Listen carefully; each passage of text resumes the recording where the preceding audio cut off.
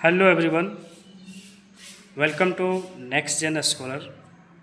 आई hope आप सभी अच्छे होंगे और अपनी तैयारियों में लगे होंगे। जैसा कि हम सभी को पता है कि हमारा जेटेट, सीटेट और यूपी टेट का एग्ज़ाम आने ही वाला है। यूपी टेट और सीटेट का तो डेट फिक्स है ना। अब केवल जेटेट का डेट अभी फिक्स नहीं हुआ है, तो इसीलिए आप सभी अपने तैयारी में लगे होंगे। और आज मैं इस वीडियो में आप लोगों के लिए चाइल्ड पेडागोगी के लिए कुछ छोटे छोटे और बहुत ही मोस्ट इम्पोर्टेंट टॉपिक लेकर के आया हूँ।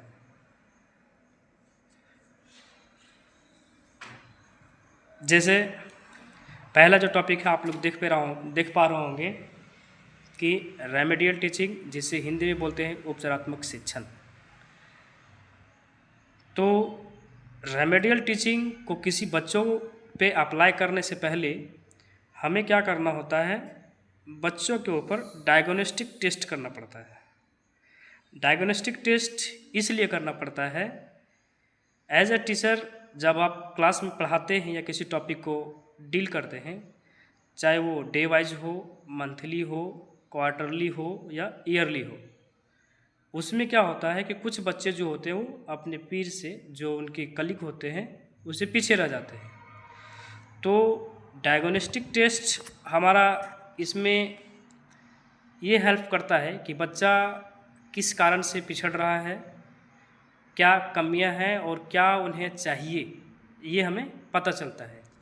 जैसे हम इसे एग्जाम्पल के थ्रू समझ सकते हैं कि जब मैं डॉक्टर के पास जाता हूँ तो डॉक्टर क्या करते हैं कि पहले पेशेंट का जो है वो बीमारियों का पता लगाते हैं।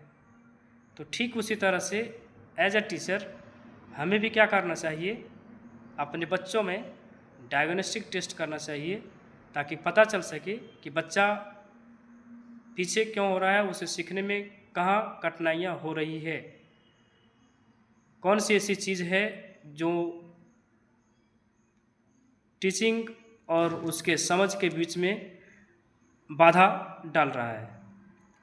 तो अगर हम डायग्नोस्टिक टेस्ट अगर कर लेंगे, उसके बाद हम रेमेडियल टीचिंग को अप्लाई करेंगे उसी आधार पे। जिस तरह से डॉक्टर बीमारियों को पता लगा करके मेडिसिन देते हैं, ठीक उसी तरह से हम भी क्या करेंगे, बच्चों में कमियों को पता लगा करके उसी तरह का रेमेडियल देंगे उसे, है ना।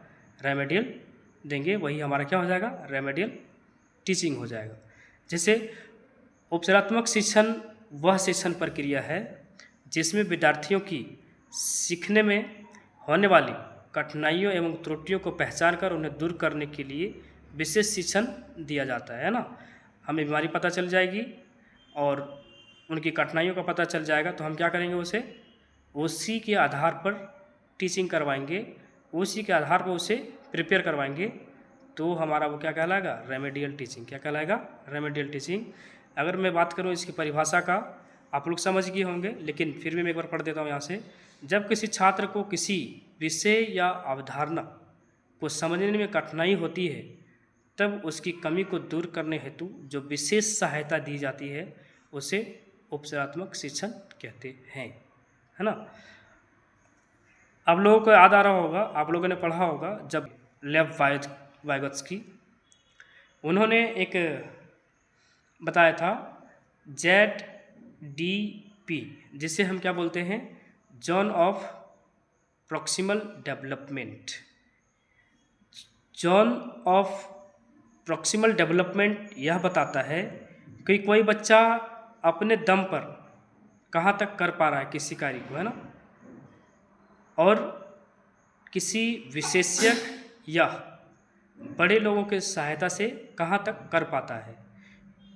वो बच्चा खुद से जहाँ तक कर पा रहा है और विशेषज्ञ की सहायता से जहाँ तक कर पाता है, इन दोनों के डिफरेंस को हम क्या बोलते हैं, ZDP, zone of proximal development. एक और आप लोगों ने नाम सुना होगा, स्कैफोल्डिंग। इसमें क्या है कि कोई बच्चा अगर किसी काम को करने से पीछे हट रहा है या रुक रहा है, उसकी बाधा आ रही है, तो उसमें क्या करते हैं, हम थोड़ा सा सहायता देते हैं और बच्चा जैसे ही अपने ले में आता है, हम तुरंत अपना जो सहयोग है उससे वापस ले लेते हैं, है ना। और आगे आप देखेंगे कि रेमेडियल टीचिंग का उद्देश्य क्या है ना। तो विद्यार्थियों की सीखने की कठिनाइयों को दूर करना, सही बात है, बिल्कुल सही, है ना। जब हम डायग्नोस्टिक टेस्ट करेंगे तो हमें पता चलेगा कि बच्चे किस फील्ड में पीछे रह रहे हैं, उसी के आधार पर हम क्या करेंगे, अपने टीचिंग को देंगे, है ना, जो हमारा रेमेडियल टीचिंग होगा उसके प्रति। कमज़ोर छात्रों को अतिरिक्त सहायता देना, है ना, जो थोड़ा सा स्लो लर्नर स्टूडेंट्स होते हैं, उसे वीक स्टूडेंट्स नहीं बोल सकते हैं, स्लो लर्नर बोलेंगे, है ना, उसे अतिरिक्त सहायता देंगे। त्रुटियों को निदान करना, है ना, कि कहाँ वो गलती कर रहे हैं उसका निदान करेंगे, है ना, उसका इलाज करेंगे जिस तरह से डॉक्टर इलाज करता है। आत्मविश्वास बढ़ाना, है ना, अगर कोई बच्चा, जब आप क्लास ले रहे हैं और आपने कोई प्रश्न पूछा एज ए टीचर, कोई बच्चा अगर आंसर देने के लिए खड़ा हो गया है और वो सही उत्तर ही नहीं सही, अगर उसमें से थोड़ा सा भी सही बोल रहा है तो उसे बोलना कि हाँ ठीक है, लगभग थोड़ा सा सुधार करिए इसमें, है ना, तो क्या होगा कि उसका आत्मविश्वास बढ़ जाएगा। अगर हम उन्हें ये बोल देते कि हट तेरा रिजल्ट ये आंसर अच्छा नहीं है, गलत बोल रहे हो, तो क्या होगा, वो बच्चा फिर दोबारा कभी क्लास में खड़े होकर के उत्तर देना पसंद नहीं करेगा। तो वैसा नहीं करना है। अगर कोई बच्चा गलत भी दे रहा है तो उसका क्या करना है, आत्मविश्वास को बढ़ाना है, उसे इनकरेज करना है। सभी छात्रों को अपेक्षित स्तर तक पहुंचाना, है ना, क्लास के जितने भी बच्चे हैं उसे एक अपेक्षित स्तर तक पहुंचाना है। ऐसा नहीं है कि हम 100% सभी बच्चे को एक इक्वल ले में ला पाएँ, लेकिन ऐसा भी नहीं है कि हर एक बच्चे को हम उस स्तर तक ना पहुंचा पाएँ कि वो जो हमारा टीचिंग प्रोसेस है या जो टॉपिक है उसे समझ पाए।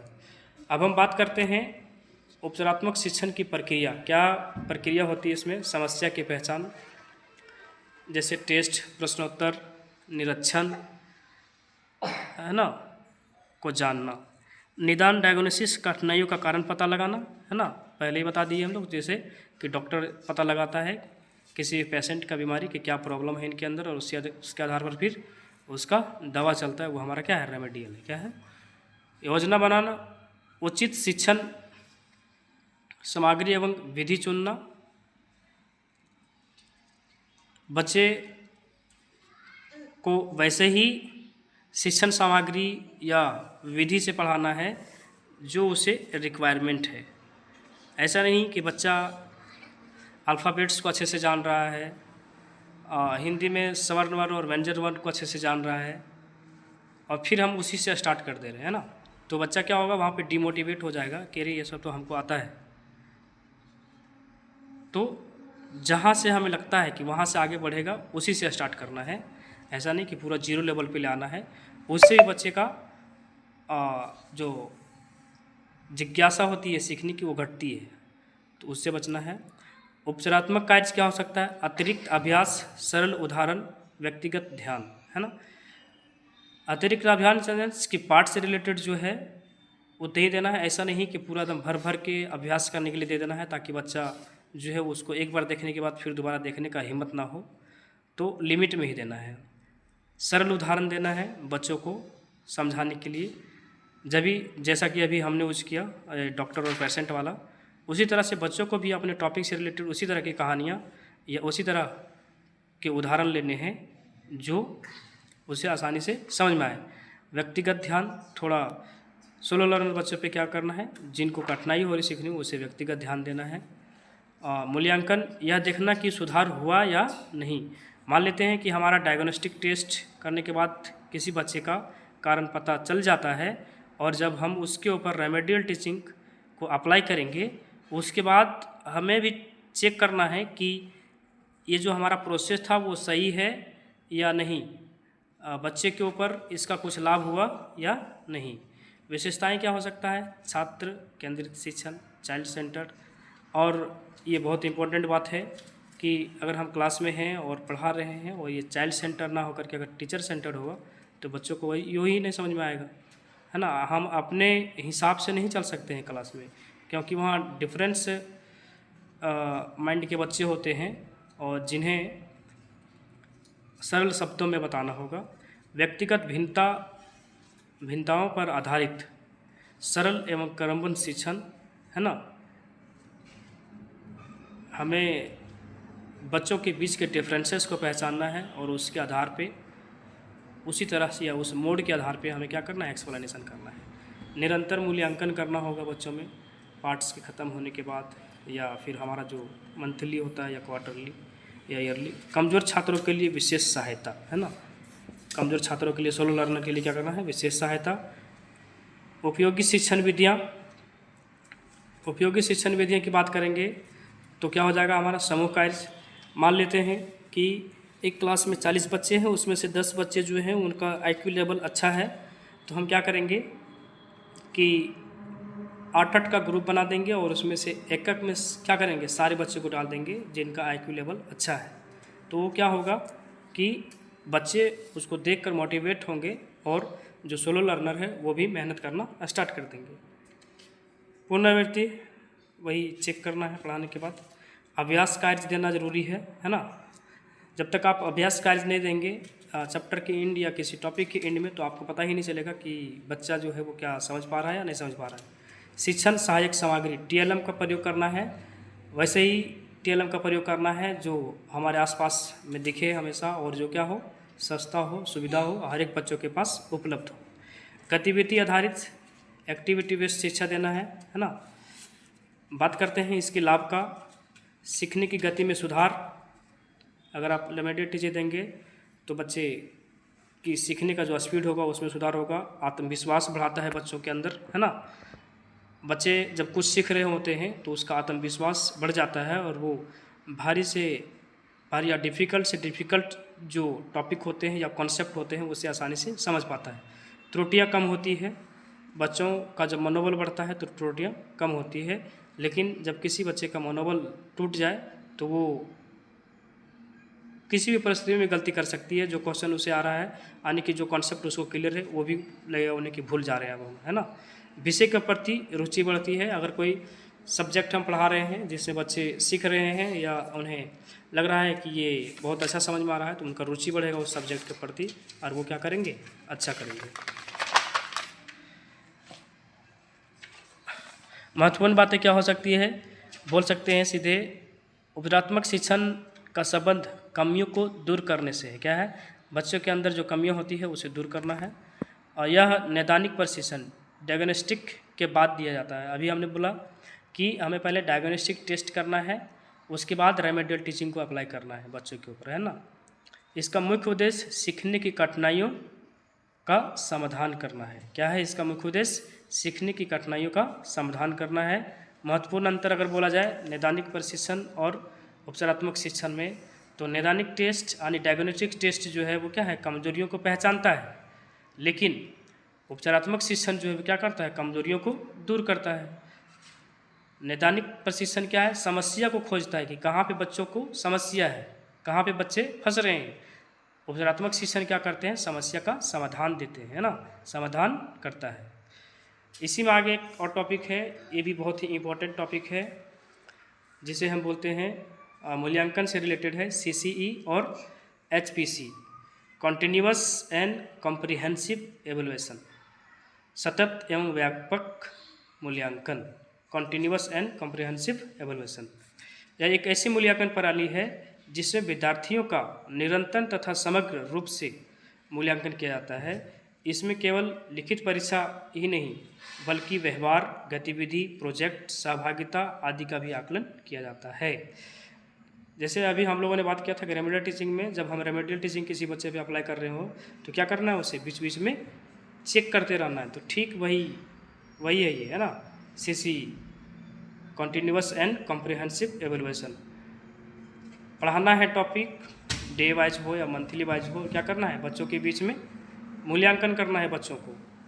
और ये केवल ये नहीं कि लिखित एग्ज़ाम जो होता है उसे, इसमें बच्चों के व्यवहार कि बच्चों का व्यवहार कैसा है, उसमें कुछ सुधार आ रहा है या नहीं आ रहा है ना। प्रोजेक्ट बनाने दे रहे हैं तो उसमें से उसकी सहभागिता कैसी है, इन सबों का आकलन किया जाता है ना, इन सभी का मूल्यांकन किया जाता है। सीसीई का मुख्य उद्देश्य अगर के बारे में बात करें तो विद्यार्थियों के सर्वांगीण विकास पर ध्यान देना है ना। एकेडमिक्स से लेकर डेट मीन्स बोल सकते हैं कि हॉलिस्टिक डेवलपमेंट क्या करना है, हॉलिस्टिक डेवलपमेंट्स, चाहे वो टीचिंग से रिलेटेड हो, बिहेवियर हो, है ना, हर एक चीज़ पे ध्यान देना, हर एक एक्टिविटी पे, है ना, ईच एंड एवरी एक्टिविटीज़ पे ध्यान देना है। ये हमारा सीसीई बताता है, इसका मुख्य उद्देश्य यही है। रटने की प्रवृत्ति कम करना, बच्चों को रटवाना नहीं है, रट मेमोराइजेशन से दूर रखना है। सीखने में सुधार करना, सीखने में सुधार करना, अगर बच्चे कहीं गलती कर रहे हैं तो उसमें क्या करना है, सुधार करना है। और जब हम टेस्ट लेंगे तो हमें ये पता चल जाएगा कि बच्चा कहाँ पे गलती कर रहा है, और उसके बाद क्या करेंगे, हम रेमेडियल टीचिंग को लगाएंगे फिर से। तनावमुक्त शिक्षा देना, बच्चों को ऐसा नहीं कि आज तुम लोग को पूरा पढ़ाएंगे, है ना, ये नहीं चलता है।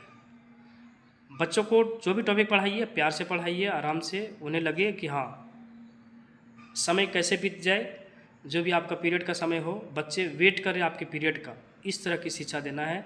डैट मीन्स कि आपको अपने विषय को रचनात्मक बनाना है। कैसे बनाना है, रचनात्मक बनाना है। नियमित फीडवर्क प्रदान करना, बच्चों से हमेशा फीडबैक लेना है, मॉनिटर के रूप में, या तो फिर आप एज ए टीचर खुद बच्चों से पूछना हमेशा कि क्या कैसा रहा आज का क्लास, ये टॉपिक अच्छा था या नहीं था, है ना। तो वहाँ से आपको समझ में आएगा कि हमें अगर टीचिंग मेथड में चेंज करना हो तो आप उसे चेंज कर सकते हैं। सीसीई के दो भाग, पहला होते हैं फॉर्मेटिव असेसमेंट जिसे एफए बोलते हैं शॉर्ट में, और दूसरा होता है सबमिटिव असेसमेंट। फॉर्मेटिव असेसमेंट क्या है, कक्षा कार्य, प्रोजेक्ट, मौखिक प्रश्न, गतिविधि, है ना। बच्चों को कक्षा कार्य, है ना, मान लेते हैं कि कुछ वैसा चीज़ टॉपिक बताए हैं और उससे अगर हम सॉल्व करने के लिए या कुछ बनाने के लिए दिए, अगर बच्चे तुरंत करके दिखा रहे हैं तो हमारा क्या होगा, फॉर्मेटिव टेस्ट हो गया। अगर बच्चा कर पा रहा है तो सही है, नहीं तो फिर हमें क्या करना पड़ेगा, वहाँ पे रेमेडियल टीचिंग देना पड़ेगा। प्रोजेक्ट वर्क, अगर किसी बच्चे को प्रोजेक्ट वर्क दे रहे हैं और वो नहीं कर पा रहा है तो वहाँ कठिनाइयाँ हैं, तो उस कठिनाइयों को दूर करना पड़ेगा। मौखिक प्रश्न पूछना, जैसे पाठ के बीच बीच में हम लोग क्या करते हैं, पाठ के बीच बीच में मौखिक प्रश्न पूछते हैं बच्चों से, है ना। और गतिविधि करवाते हैं टॉपिक से रिलेटेड। बात करते हैं सबमिटिव असेसमेंट, जो त्रैमासिक 3 महीने में एक बार जो पीए एग्ज़ाम होता है, या तो वार्षिक परीक्षा, लिखित परीक्षा आधारित मूल्यांकन, है ना।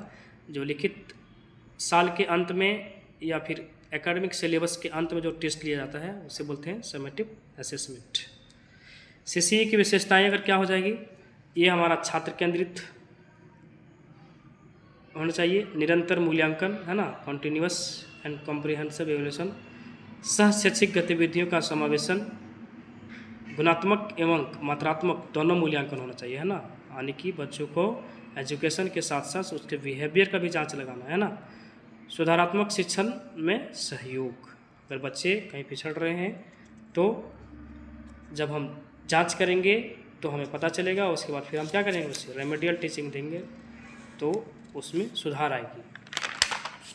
अब बात करते हैं HPC क्या है ना।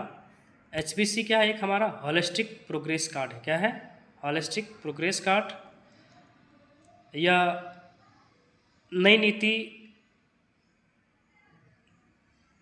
2020 के अंतर्गत विकसित प्रगति कार्ड है, जिसमें बच्चे के ज्ञान, कौशल, व्यवहार, रचनात्मकता और सामाजिक विकास का समग्र विवरण होता है ना। बात आई यहाँ पे नीति, नई शिक्षा नीति, है ना, यानी कि नेशनल एजुकेशन पॉलिसी 2020। आप लोगों को पता होगा इसमें 4 स्टेज है, जो हमारा 5-3-3-4 है ना।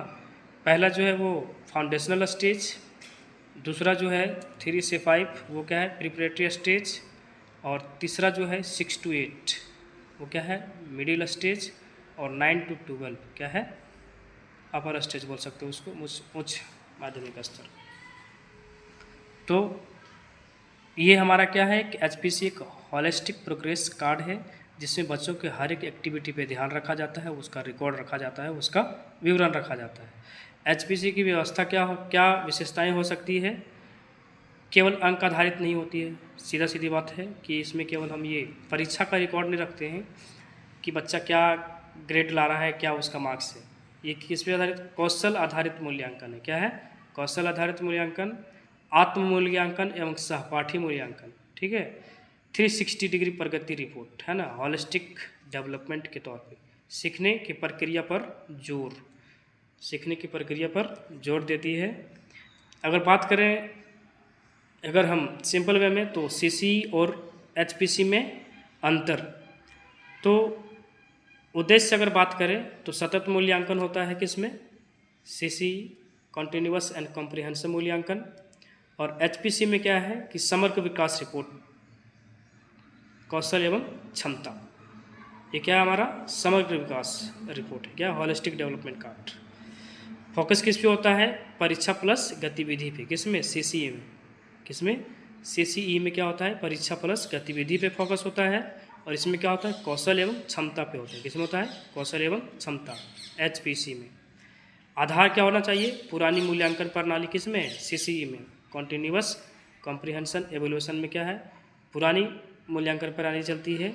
और एचपीसी जो हमारा हॉलिस्टिक प्रोग्रेस कार्ड जो है, उसमें क्या है? एनईपी 2020, ठीक है, पर आधारित है ये। रिपोर्ट की बात करें तो अंक या ग्रेड में इसमें नोट रेट रहता है। और इसमें क्या है? विस्तृत प्रगति कार्ड, विस्तृत प्रगति कार्ड, चाहे वो बिहेवियर हो या स्टडी से रिलेटेड हो या फिर सामाजिक हो, कंस्ट्रक्टिव हो, बच्चा किस तरह का बिहेवियर कर रहा है क्लास में, ये सारी चीज़ों को ध्यान में रखता है। कौन? हमारा एचपीसी, जो हमारा किस पे आधारित है? एनईपी 2020 पे। किस पे? एनईपी 2020। और सीसीई क्या है? हमारे पुराने मूल्यांकन प्रणाली पर आधारित है। तो ये था हमारा आज का ये कुछ इम्पोर्टेंट टॉपिक, जो बहुत ही इम्पोर्टेंट है। ये बोला जाए तो आप इसे मोस्ट इम्पोर्टेंट बोल सकते हैं, उसे ध्यान दें। ऐसा आज तक कोई भी एग्ज़ाम नहीं हुआ हो जिसमें सीडीपी का क्वेश्चन आया हो और इन सभी टॉपिक को टच ना किया गया हो। तो अगर आप ये तीनों टॉपिक को क्लियर कर लेते हैं तो उम्मीद करते हैं कि आपका 4 से 5 क्वेश्चन यूँ ही क्लियर हो जाएगा। और इसे ध्यान रखेंगे। और वीडियो अगर अच्छा लगा हो तो आप हमारे चैनल नेक्स्ट जेन स्कॉलर को फॉलो करेंगे।